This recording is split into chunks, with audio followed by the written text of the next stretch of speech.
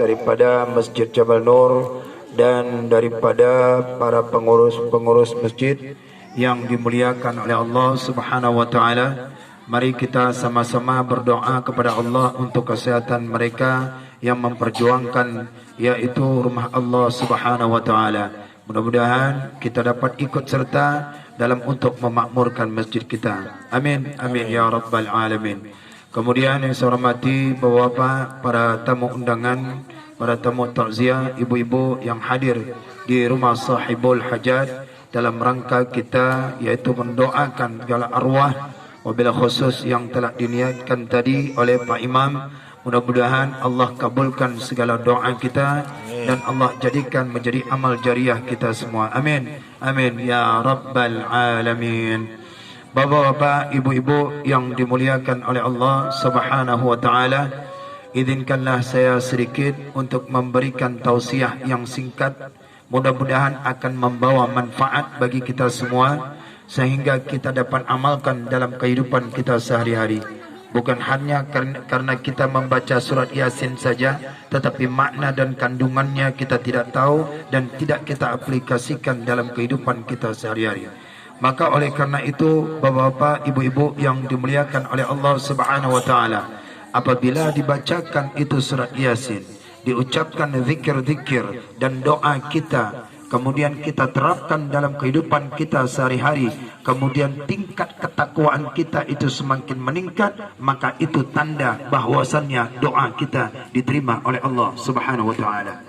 Tapi kalau kita berdoa kepada Allah, kita doa, kita salat, tetapi dalam kehidupan kita terapkan tidak sesuai dengan doa kita panjatkan kepada Allah, itu berarti doa kita belum diterima oleh Allah. Kenapa? Karena kelakuan setelah daripada salat yaitu sama seperti dengan ketika salat.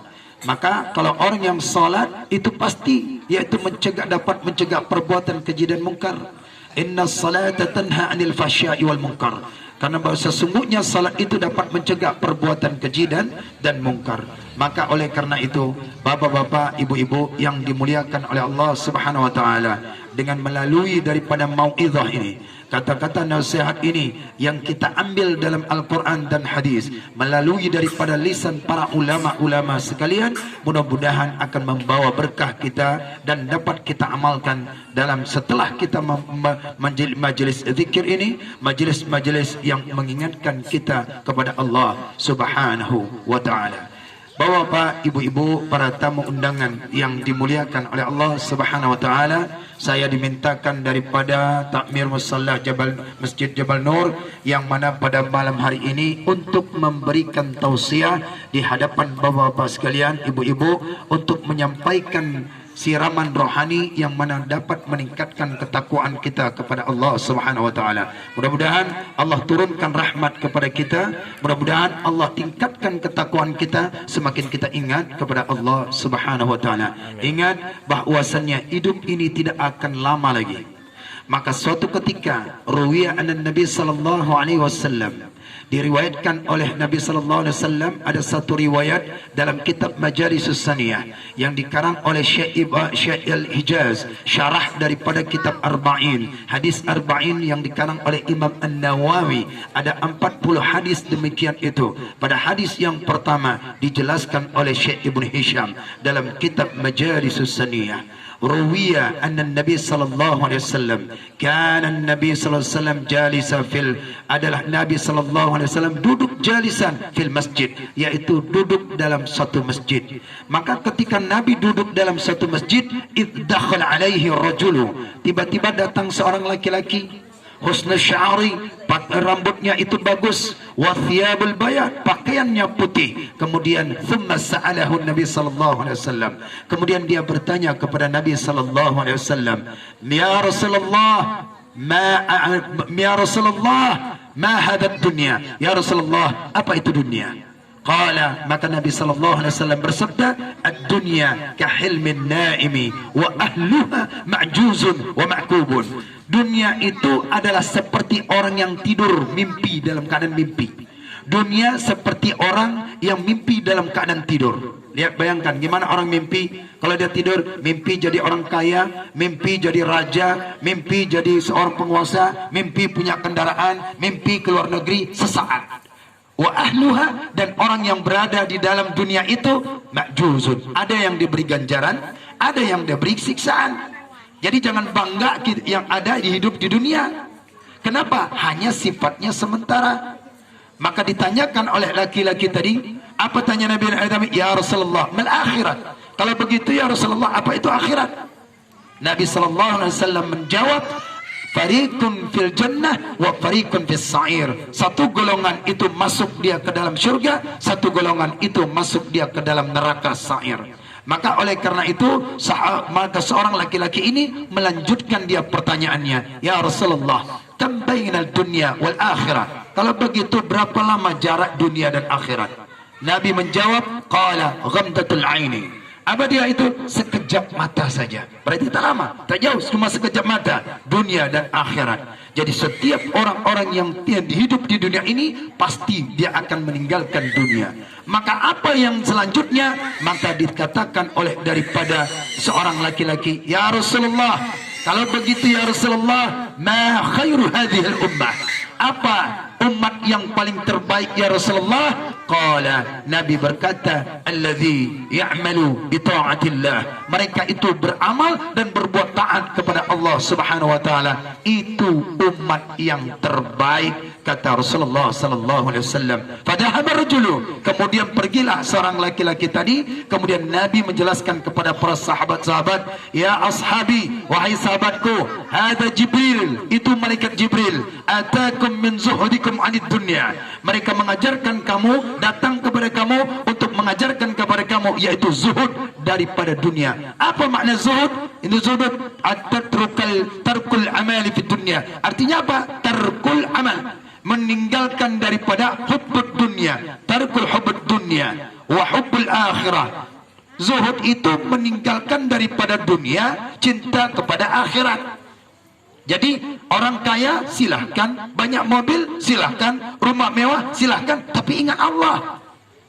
Jadi bukan di harta itu menjadi satu tujuan, tapi jadikan itu sebagai alat untuk mencapai tujuan. Apa dia? Walal akhiratu khairu wa abqa. Walal akhiratu khairul laka minal ula. Maka akhirat itu adalah yang terlebih baik. Maka oleh karena itu, bapak sekalian, ibu-ibu yang dimuliakan oleh Allah Subhanahu wa taala, kita tidak tahu hidup kita ini siapa yang terlebih dahulu.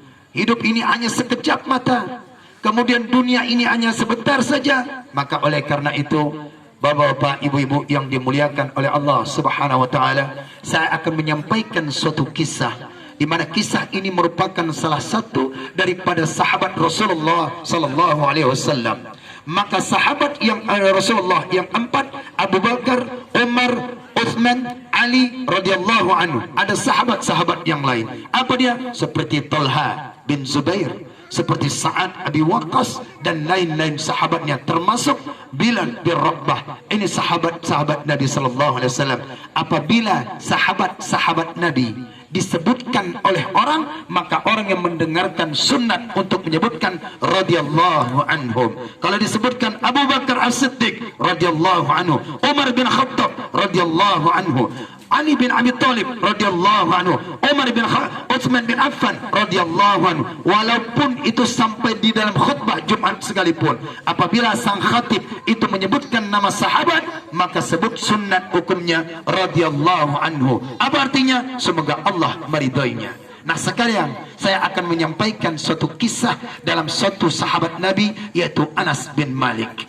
Anas bin Malik ini adalah sahabat Rasulullah sallallahu alaihi wasallam. Nama beliau adalah Anas, ayah beliau adalah Malik.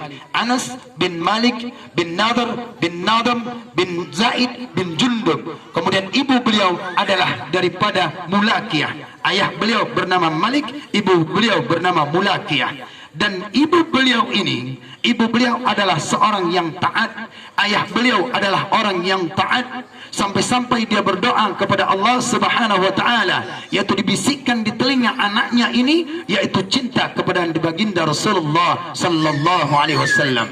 Sampai-sampai daripada kaum-kaum Al-Ansar, wanita-wanita itu Al-Ansar, mereka itu selalu memberikan hadiah kepada baginda Rasulullah. Ini tugas ibu-ibu. Lihat, perhatikan Bu, apa pekerjaan amalan daripada seorang ibu Mulakiyah, ibu daripada Anas bin Malik. Ibunya Mulakiyah, dia cinta kepada Rasulullah, dia cinta kepada baginda Rasulullah. Para ibu-ibu semua yang ada di sana, yaitu kaum Ansari, mereka memberikan hadiah kepada Rasulullah. Diberikannya hadiah. Tetapi ibu daripada Anas, dia mendatangi Rasulullah. Ya Rasulullah, labbaik ya Mulakiyah. Ada apa? Ya Rasulullah, para ibu-ibu semua memberikan hadiah, tapi hamba tidak bisa dapat memberikan hadiah seperti ibu-ibu ini ya Rasulullah. Lantas engkau akan memberikan hadiah kepadaku? Ya Rasulullah, saya akan memberikan hadiah. Apa itu hadiah? Saya akan berikan hadiah saya, anak saya yang bernama Anas, jadikan pembantumu ya Rasulullah. Bayangkan, seorang ibu yang taat kepada Allah, taat kepada Rasul, dia jadikan anaknya pembantu Rasulullah sallallahu alaihi wasallam. Jadi jangan malu kita ketika ada orang dia mengantarkan anaknya, ya wahai kiai, ini tolong jadikan anak saya pembantu di masjid ini. Ya wahai kiai, tolong jadikan anak saya pembantu di pesantren ini. Jangan dikira bahwasannya anak itu tidak dapat pelajaran seperti Mulakiyah. Jadi oleh karena itu, ketika itu mendatangkan, jadilah Anas bin Malik mulai daripada umur 10 tahun sampai umur 20 tahun. 10 tahun jadi pembantu Rasulullah sallallahu alaihi wasallam, tetapi yaitu saat dia menjadi pembantu Rasulullah sallallahu alaihi wasallam selama umur 10 tahun, dia tidak pernah melihat Rasulullah marah. Dia tidak pernah melihat Rasulullah memakinya. Dia tidak pernah melihat Rasulullah muka masam. Semua akhlak Rasulullah sallallahu alaihi wasallam. Maka sahabat yang paling dekat di antara daripada sahabat lain adalah Anas bin Malik. Anas bin Malik, dia meriwayatkan dapat hadisnya 2286 hadis keluar daripada mulut Rasulullah sallallahu alaihi wasallam. Jadi bapak memasukkan anak pesantren, jangan ragu kalau anak itu disuruh oleh gurunya, itu suatu pelajaran. Nah, ini cuci piring. Nah, ini kamu bersihkan itu sampah-sampah, kamu bersihkan ini. Jadi sekarang anak sekarang apabila gurunya memberitahu dia kepadanya ini, oh, ini anakku ngaji atau disuruh nyapu ini, padahal ada hikmahnya. Kalau dulu orang tua dulu mengaji kita dahulu itu ketika tidak bisa baca, itu rotan tuh Pak. Rotan dipukul di telapak tangan, rotan itu dipukul di kukunya. Tapi zaman sekarang anak mengadu kepada orang tua, ketika ngaji dia tidak bisa diprotetin oleh gurunya, maka orang tua imbahkan dia, kamu diprotetin dia oleh gurumu, ya besok kita pindah ngaji lain. Ini kenapa? Karena dia tidak mengambil contoh daripada seorang sahabat, yaitu Mulakiyah. Dia cintakan, ya Rasulullah, anakku ini cerdas ya Rasulullah, jadikan dia pembantu. Jadi kalau ibu punya anak yang cerdas, jadikan pembantu seorang ulama, jadikan seorang pembantu untuk jadi berkhidmat. Padahal Rasulullah tidak jadikan pembantu, tetapi Anas bin Malik setiap gerakan-gerakan daripada Rasulullah itu tahu dia. Ibnu Abbas itu anak paman kecil merangkak, Rasulullah tengah tidur, Rasulullah tengah pengajian, dia hafal. Padahal Ibnu Abbas itu saat itu kecil, dan dia tahu betul ketika Rasulullah apa saja pekerjaan Rasulullah, sampai-sampai Ibnu Abbas itu meriwayatkan hadisnya populer di TPQ, hadisnya populer yang dihafal anak-anak setelah bangun tidur. Apa dia? Alhamdulillahilladzi ahyana ba'dama amatana wa ilaihin nusyur. Itu hadis yang diriwayatkan seorang anak kecil yang bayi, yang merangkak-merangkak, tetapi telinganya mendengar apa yang diucapkan oleh Rasulullah SAW. Jadi kalau mau mengaji, anak alasannya berkatakan, saya Pak Ustaz sebenarnya mau ngaji, tapi anak saya nih tak mau bisa diam. Itu Ibnu Abbas, coba bayangkan, ayahnya mengaji, anaknya keliling-keliling, tapi jangan dikatakan anak itu tidak menangkap. Ustadz mengomong, dia nangkap itu tuh. Maka kalau dapat dia orang tuanya mengaji, itu akan menjadi satu daripada contoh, ayahku aja mengaji, ibuku saja mengaji. Jadi dia akan terbiasa. Jadi oleh karena itu, karena dekat berkat doa kedua orang tua, maka Anas bin Malik, yaitu menjadi anak yang saleh dan dekat kepada Rasulullah. Ketika diserahkan, maka Anas bin Malik diserahkan kepada Rasulullah. Rasul berdoa, Allahumma tawwil umrahu, Allahumma kathiru malahu. Ya Allah, panjangkan umur Anas ya Allah. Ya Allah, berikan harta Anas ya Allah. Harta yang banyak ya Allah diberikannya. Ternyata doa Rasulullah itu Anas berumur 120 tahun. Anaknya Anas panjang-panjang usianya, hartanya melimpah. Ini menunjukkan, Bu, ketika orang ibu mendatangi seorang ustaz, seorang kiai, sunat hukumnya minta doa. Seperti layaknya Anas bin Malik, seorang ibu daripada Anas bin Malik itu minta doa kepada Rasulullah. Contoh, siapa lagi? Nabi Zakaria. Nabi Zakaria itu sudah sampai tua, belum punya anak. Bahkan diponis itu istrinya mandul. Istrinya mandul. Dan pada ketika itu bahwasannya Nabi Zakaria bertawassul dia kepada orang yang solehah. Siapa orang yang solehah itu? Siti Maryam. Siti Maryam punya ayah yang bernama Imran, ibunya bernama Hanna. Maka ketika itu Siti Maryam adalah anak gadis yang taat kepada Allah. Kenapa dia taat? Karena orang tuanya berdoa kepada Allah Subhanahu wa taala. Jadi kalau orang tua berdoa kepada Allah, itu anak akan menjadi apa yang ditujukan oleh orang tuanya. Lihat, perhatikan Bapak. Ketika itu daripada Imran berdoa, Hanan berdoa, ibunya berdoa, bahkan dia bernazar. Dalam surat dari Imran itu ayat 35 dan sampai 38 itu disebutkan, Rabbi inni nazartu, ya Allah, aku bernazar, kalaulah ini yang di dalam perutku ini lahir ya Allah, aku akan berdoa dan aku jadikan anakku ini akan di mihrab. Mihrab tahu Pak? Ibu tahu mihrab? Mihrab itu tempat imam tuh. Tempat imam tuh. Itu mihrab itu. Tempat mihrab itu bukan hanya di masjid, di rumah pun boleh. Mihrab itu adalah tempat mustajab doa, bukan untuk selfie-selfian. Pak, ini saya buat live streaming, bukan. Itu khusus munajat, baca Al-Quran, berdoa dan sholat. Itu tempat mustajab doa. Itu makanya di tempat masjid itu, tempat mihrab, tidak boleh berkata-kata selain akhirat, tidak boleh berkata tentang dunia. Makanya ada tuh mihrab. Di Masjid Nabawi itu ada mihrab. Di Masjid Raya Medan itu ada mihrab di samping daripada mimbar. Maka itu adalah tempat mustajab doa. Jadi oleh karena itu Hanan yaitu berdoa kepada Allah. Ternyata lahirlah ya anak perempuan yang bernama Siti Maryam. Maka dia nazarkan, ternyata lahir anak ini menjadi anak yang taat kepada Allah Subhanahu wa taala. Karena lantaran doa orang tuanya, maka Siti Maryam menjadi anak yang salehah. Apa perbuatannya? Dia beramal selalu senantiasa di mihrab, duduk tanpa keluar, tanpa ada sedikit pun, tanpa ada mencari makan, tanpa ada mencari. Kenapa? Karena dia dekat kepada Allah Subhanahu wa taala. Suatu ketika Nabi Zakaria melihat tiba-tiba setiap kali dia datang, setiap kali pula Siti Maryam mendapatkan makanan entah dari mana. Ketika ditanya, wahai Maryam, kenapa tiba-tiba setiap kali aku datang ada makananmu? Padahal kamu tidak pernah keluar, padahal kamu tidak pernah ini, kamu duduk saja di mihrab. Allah yang mengantarkan makanan ini. Maka oleh karena itu Nabi Zakaria tidak punya anak, diponis daripada bahwasannya istrinya mandul, dia bertawasul, ya Allah, ya Allah, di mihrab yang mulia ini, orang yang duduk yang salihah ini, ya Allah, kabulkan doaku ya Allah. Jadikanlah hamba ya Allah supaya kuat. Inni wahanal azmi, bahwa sesungguhnya hamba sudah tua ya Allah, belum punya keturunan. Maka Allah karuniakan seorang anak, maka anak itulah bernama Yahya.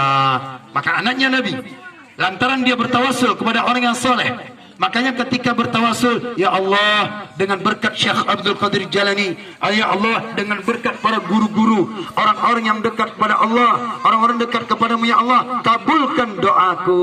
Jadi jangan malu doa kepada guru, kepada ustaz, kepada kiai, minta doanya, bukan minta sama dia doa, tapi doa, Allahumma faqihhu fid din wa ta'wilul Quran. Ya Allah, pahamkan dia agama ya Allah, supaya dia bisa dapat mengertikan daripada Al-Quran. Ini doa seperti layaknya daripada Siti Maryam, seperti layaknya yaitu Anas didoakan oleh baginda Rasulullah sallallahu alaihi wasallam. Ini ibu, Seorang ibu dia harus dekat kepada Allah.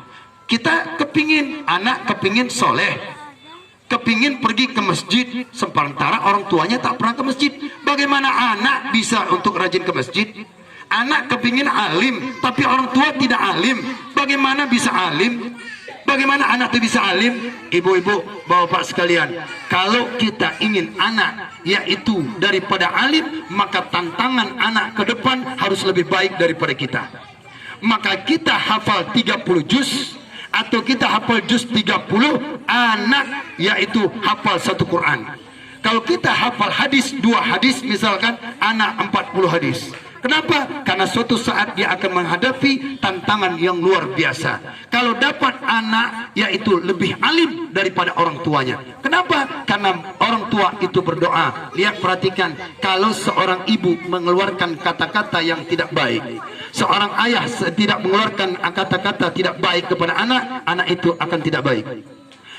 Seorang imam Masjidil Haram yang bernama Syekh Abdurrahman Sudais, itu didoakan, itu kenapa? Diucapkan oleh ayahnya, diucapkan oleh ibunya. Karena Syekh Abdurrahman Sudais itu nakal, tapi ketika itu ibunya mengucapkan langsung, apa dia? Kamu nakal. Mungkin kalau orang ada ibu yang nggak mengaji, yang nggak mendalami ilmu agama, langsung disumpahi anak itu, memang anak kualat ini, anak begini. Tapi ibunya Syekh Abdurrahman Sudais, imam Masjidil Haram yang pertama, yang biasa sholat tarawih daripada di Masjidil Haram, itu doa dia. Apa dia? Idhab ilal Masjidil Haram. Pergi engkau ke sana, jadi imam Masjidil Haram. Ternyata jadilah imam Masjidil Haram.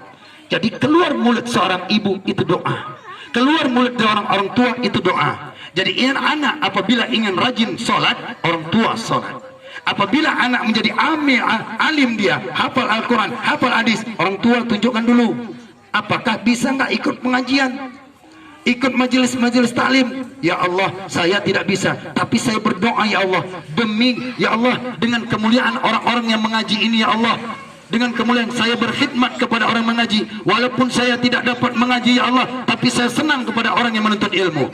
Walaupun saya tidak dapat mengaji karena saya kerja, maka saya berkhidmat kepada orang menuntut ilmu. Apa dia? Langsung telepon kepada takmirnya, Pak Sigit, saya mau sedekahkan kepada orang menuntut ilmu. Apa niatnya? Niat saya supaya berkah ilmu yang dituntut oleh bapak-bapak sekalian turun kepada anak saya. Maka doa itu dikabulkan. Kenapa? Karena bertawassul kepada orang yang mendalami ilmu agama. Baik bapak-bapak sekalian, ibu-ibu yang dimuliakan oleh Allah Subhanahu wa taala, maka jadikan kita ini amalan-amalan yang kita tujukan ini, berdoa kepada Allah Subhanahu wa taala supaya anak-anak dan keturunan-keturunan kita ini, yaitu keturunan menjadi baik dan keturunan yang dekat kepada Allah Subhanahu wa taala. Nabi Ibrahim itu berdoa kepada Allah. Apa dia berdoanya kan? Rabbana muqimas salati wa min dzurriyyati. Ya Allah, jadikan keturunan-keturunanku itu menjadi orang-orang yang salat. Perhatikan, Nabi Ibrahim, orang yang dekat kepada Allah, punya anak Nabi Ismail, dekat kepada Allah. Imran itu dekat kepada Allah. Hanan itu dekat kepada Allah. Punya anak Siti Maryam. Siti Maryam hamil tanpa disentuh, duduk saja di mihrab itu hamil. Nah sekarang, di zaman sekarang ada orang mencoba-coba seperti Siti Maryam, tanpa ayah hamil. Itu disentuh, tapi Siti Maryam tanpa disentuh, laki-laki manapun tapi bisa hamil. Itu menunjukkan ibu-ibu sekalian, di dalam Al-Quran itu disebutkan nama anaknya adalah Isa. Maka ada binnya, Isa bin Maryam. Isa bin Maryam. Ini menunjukkan apabila di dalam Al-Quran, apabila ada kata sebut-sebut bin, itu menunjukkan tidak akan pernah terjadi lagi yang masa akan datang. Ya, nama di Muhammad, tidak ada bin Muhammad bin Abdullah dalam Al-Quran. Tetapi Isa bin Maryam, ibunya Ibnu Maryam. Kalau Isa berarti binti bin. Ini ibu. Misalnya saya, nama saya Ali, saya punya ayah Jamaluddin, Ali bin Jamaluddin, tapi Aisyah disematkan kepada nama ibunya. Kenapa? Karena beliau hamil kehendak Allah Subhanahu wa taala. Ini menunjukkan apa? Beliau adalah dekat kepada Allah. Di dalam Al-Quran apabila disebutkan nama bin, ini menunjukkan tidak akan pernah terjadi lagi seperti ini. Tapi apabila di dalam Al-Quran disebutkan nama Fir'aun, Haman itu menunjukkan akan ada perilaku-perilaku Fir'aun yang akan datang. Raja seperti kelakuannya Fir'aun, zalim kepada rakyat, zalim kepada masyarakat. Kenapa? Karena menganggap dirinya angkuh, maka akan menunjukkan ke depan nanti akan ada seperti Fir'aun. Maka Siti Maryam punya anak. Siapa anaknya? Isa. Isa orang alim, orang dekat kepada Allah. Lantaran doa kakeknya Imran, Hanan punya anak yang alim, punya anak Siti Maryam taat kepada Allah, punya anak Isa. Kalau kita doa kepada Allah, ya Allah, doaku ya Allah, jadikanlah daripada zuriatku, keturunanku menjadi orang yang soleh. Ibu, bapak, kalau disebutkan zuriat, baik yang sekarang yang kita lihat maupun yang nanti tidak akan kita lihat, itu akan alim mendekat kepada Allah Subhanahu wa taala. Jadi oleh karena itu, kalau kita berdoa, maka anak kita akan menjadi seperti apa yang kita doakan. Baik bapak-bapak sekalian, ibu-ibu yang dimuliakan oleh Allah Subhanahu wa taala, ambil hikmah daripada ini, ambil pelajaran daripada seorang ibu seperti Mulakia, ambil doa dia, minta doa kepada orang-orang yang dekat kepada Allah, orang-orang yang selalu dia mengajar, selalu dia solat ibadah, orang-orang yang taat kepada Allah Subhanahu wa taala. Hadiri majelis taklim, hadiri majelis ilmu, doa kepada Allah supaya anak keturunan ke depan supaya dekat juga kepada Allah dan menjadi orang-orang yang akan mengerti tentang agama. Mudah-mudahan dengan tausiah yang singkat ini semoga akan mendapatkan manfaat dan dapat kita bawa pulang dan kita amalkan. Renungkan bahwasanya dunia ini seperti mimpinya orang tidur, berarti sekejap. Cuman dengan hidup yang sekejap ini sajalah, maka kita jadikan yang terbaik. Diri kita, keluarga kita, anak kita, jadikan ini dekat kepada Allah. Cara mendekat kepada Allah, orang tuanya harus dekat kepada orang alim. Bagaimana anak bisa jadi orang alim? Ini ustadznya jadi musuhin.